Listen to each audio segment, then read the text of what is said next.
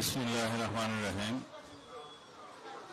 জাতীয়তাবাদী যুবদল কেন্দ্রীয় কমিটি কর্তৃক আয়োজিত আজকের এই মিলাদ মাহফিলের উপস্থিত নেতৃবৃন্দ, ভাই যুবদল এবং বিভিন্ন অঙ্গ সংগঠনের সহকর্মীগণ, সাংবাদিক বন্ধুগণ, আসসালামু আলাইকুম রহমতুল্লাহ। যে দেশে একজন দেশনেত্রী বেগম খালেদা জিয়া আছে, সেই দেশের মানুষ কখনো পথ হারাবে না। দেশনেত্রী বেগম খালেদা জিয়া একটি নাম, একটি ইতিহাস। বাংলাদেশের স্বাধীনতা লগ্নে, স্বাধীনতা যুদ্ধের সময় তিনি তার দুইজন শিশু সন্তানকে নিয়ে বন্দিত্ব বরণ করেছেন। শহীদ জিয়াউর রহমানের শাহাদাত বরণের পর কিছু সময় পরে স্বৈরাচারী সামরিক সরকারের সময়ে দীর্ঘ 9 বছরের আন্দোলনের নেতৃত্ব দিয়ে তিনি আপোষহীন দেশনেত্রী উপাধিতে ভূষিত হয়েছেন। স্বৈরাচারকে হটিয়েছেন, দেশে পুনর্বার গণতন্ত্র নির্মাণ করেছেন এবং সংসদীয় গণতন্ত্রের প্রবর্তন করেছেন। পরবর্তীতে 1996 সালে জনতার দাবির প্রেক্ষিতে নির্দলীয় তত্ত্বাবধায়ক সরকারের বিধান সংবিধানে প্রবর্তন করেছেন। এইভাবে তিনি জীবনের চড়াই উতরাই পেরিয়ে গণতন্ত্রের জন্য সংগ্রাম করতে করতে আজও আমাদের মাঝে বাংলাদেশের মানুষের জন্য আলোর দিশারি হয়ে তিনি বেঁচে আছেন। তার আজকে 81তম জন্ম দিবস। আমরা মহান রব্বুল আলামিনের কাছে প্রার্থনা করি, বাংলাদেশের মানুষের সামনে আলোর দিশারি হিসাবে, পথ প্রদর্শক হিসাবে, গণতন্ত্রের স্বাধীনতার সার্বভৌমত্বের রক্ষা কবচ হিসাবে আল্লাহ রাব্বুল আলামিন তাকে আরো দীর্ঘায়ু করুন, শতায়ু করুন, বাংলাদেশের মানুষের আকাঙ্ক্ষা পূরণ করুন, আমিন। আজকে বক্তব্য বিশেষ কিছু দেওয়ার নেই।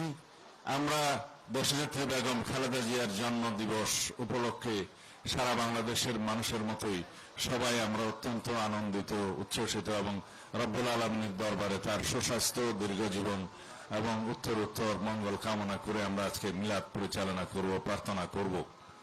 কিন্তু বাংলাদেশের সমসাময়িক রাজনীতির প্রেক্ষাপটে আমরা সমস্ত বিষয়ে দিক নির্দেশনা পাচ্ছি দেশনেত্রী বেগম খালেদা জিয়ার কাছ থেকে।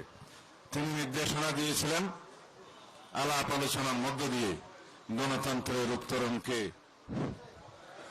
আলাপ আলোচনার মধ্য দিয়ে ঐক্যমতের ভিত্তিতে গণতন্ত্রের উত্তরণের পথকে সহজতর করতে হবে। তার সেই নির্দেশনা মোতাবেক আমরা সরকারের সাথে আলোচনা করেছি অনেকবার। সমস্ত গণতান্ত্রিক শক্তিসমূহের সাথে আমরা আলোচনায় রত। আমরা জাতীয় ঐক্যমত প্রতিষ্ঠার মধ্য দিয়ে একটি সুষ্ঠু, সুন্দর, শান্তিপূর্ণ নির্বাচন অনুষ্ঠানের জন্য অপেক্ষমান। সারা জাতি অপেক্ষমান। আমরা সেই গণতন্ত্রের জন্য অপেক্ষমান যে গণতন্ত্রের জন্য আমাদের সন্তানরা শহীদ হয়েছেন, রক্ত দিয়েছেন, বঙ্গুত্ব বরণ করেছেন, অন্ধত্ব বরণ করেছেন। আমরা অবিরাম 16-17 বছরের গণতান্ত্রিক সংগ্রাম করেছি। সেই গণতন্ত্রের জন্য আমরা অপেক্ষমান।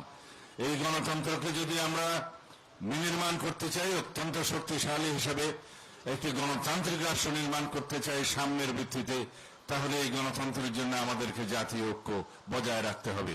ফ্যাসিবাদ বিরোধী যে জাতীয় ঐক্য প্রতিষ্ঠিত হয়েছে, সেই জাতীয় ঐক্যকে শক্তিতে পরিণত করতে হবে। আজকে যারা গণতন্ত্রের বিরুদ্ধে বিভিন্ন রকমের বক্তব্যের মধ্য দিয়ে নির্বাচনের বিষয়ে শঙ্কা প্রকাশ করছে, তারা গণতন্ত্রের পক্ষে শক্তি নয়, তারা বাংলাদেশের মানুষের পক্ষের শক্তি নয়। তারা হয়তো কোনো না কোনো কারণে নিজের কথাগুলো ইনিয়ে বিনিয়ে বলছেন যাতে করে নির্বাচনকে বিলম্বিত করা যায়, অথবা বানচাল করা যায়, অথবা নির্বাচন অনুষ্ঠান না হোক সেটা চায়। কিন্তু বাংলাদেশের মানুষ ঐক্যবদ্ধ। বাংলাদেশের মানুষ গণতন্ত্রের জন্য, ভোটাধিকার প্রয়োগের জন্য তারা সংকল্পবদ্ধ। এর বিপক্ষে যারাই দিবে ইনিয়ে বিনিয়ে কোন ধরনের বক্তব্য, যারাই বিভিন্ন রকমের কুযুক্তি উত্থাপন করে গণতন্ত্রের এই যাত্রাপথকে কণ্ঠকাঠিন্য করতে চাইবে, তাদের বিরুদ্ধে বাংলাদেশের জনগণ রুখে দাঁড়াবে। এবং আমরা বিশ্বাস করি আশা করি বাংলাদেশের জনগণ ভবিষ্যতে গণতান্ত্রিক উত্তরণের পথে যে কোনো রকমের বাধাকে অতিক্রম করতে সংকল্পবদ্ধ। সুতরাং সবাইকে অনুরোধ করব, সব গণতান্ত্রিক শক্তি, সব গণতান্ত্রিক রাজনৈতিক দলকে অনুরোধ করব, আপনারা যেভাবে ঐক্যবদ্ধ হয়েছিলেন ফ্যাসিবাদ বিরোধী গণতান্ত্রিক সংগ্রামে, সেই একই রকম ঐক্য নিয়ে আসুন আগামী নির্বাচনের জন্য সুষ্ঠু শান্তিপূর্ণভাবে যেভাবে আমরা নির্বাচন অনুষ্ঠান করতে পারি সেইভাবে আমরা ঐক্যবদ্ধ থাকি, আলাপ আলোচনা করি এবং তা আমরা গণতান্ত্রিক উত্তরণকে সহজতর করি। ধন্যবাদ সবাইকে। আসসালামু আলাইকুম।